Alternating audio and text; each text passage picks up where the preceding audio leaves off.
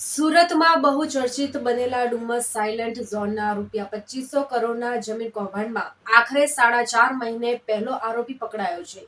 કૌભાંડમાં હાથ કાળા કરનારો સિટી સર્વે સુપ્રિન્ટેન્ડન્ટ અનંત પટેલ પુણેના કોરેગાંવ ખાતે આવેલા ઓશો આશ્રમમાં છુપાયો હતો. સુરત સીઆઈડી ક્રાઇમની ટીમ ગુપ્ત ઓપરેશન પાર પાડી આશ્રમમાંથી જ અનંતને પકડી પાડ્યો હતો. ત્યાંથી સુરત લાવી કોર્ટમાં રજૂ કરવામાં આવતા 4 દિવસના રિમાન્ડ મંજૂર કરવામાં આવ્યા છે.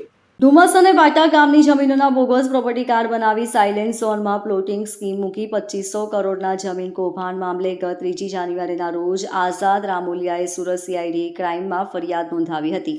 સમૃદ્ધિ કોર્પોરેશનના ભાગીદારો એવા શહેરના મોટા ગજાના બિલ્ડરોએ સિટી સર્વે સુપ્રિન્ટેન્ડન્ટના વર્ગ 1ના તત્કાલીન અધિકારી કાનાલાલ ગામિત, અનંત ડાહિયા પટેલ, ડેટા એન્ટ્રી કરનાર કર્મચારીઓ સાથે મિલીભગત રચી કરોડોની જમીનનો લટકો ફટકો કરી નાખ્યો હતો. જમીન માફિયાઓએ સરકારી તિજોરીને કરોડોનું નુકસાન પહોંચાડ્યું. આ કૌભાંડમાં સીઆઈડી ક્રાઇમ દ્વારા સિટી સર્વે, જમીન માપણી વિભાગ, સુરત જિલ્લા પંચાયત સહિતની સરકારી કચેરીઓમાં જઈ જમીન સંબંધિત ડોક્યુમેન્ટ્સ એકત્ર કર્યા હતા. અધિકારીઓ આ ડોક્યુમેન્ટ્સની ખરાઈ કરી કોને શું ભૂમિકા ભજવી અને કઈ રીતે સમગ્ર કાંડને અંજામ અપાયો તે અંગે ઝીણવટપૂર્વક અભ્યાસ કર્યો હતો. સીઆઈડીની પ્રાથમિક તપાસમાં સાયલેન્ટ ઝોનના કેટલાક પ્લોટને ઇમ્પેક્ટ ફી ભરાઈ ગઈ હોવાનું ખુલતા જમીન એને કરાઈ નથી તો ઇમ્પેક્ટ ફી કેવી રીતે ભરાઈ ગઈ તે દિશામાં તપાસ કરાઈ હતી.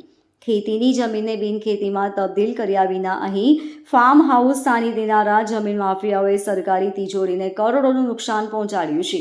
સુરત સહિત રાજ્યભરમાં ચર્ચાનો ચકડોળે ચડેલા કૌભાંડની તપાસ સીઆઈડી ક્રાઇમમાં ડીવાયએસપી અનિરુદ્ધ કેપ્ટનને સોંપવામાં આવી હતી.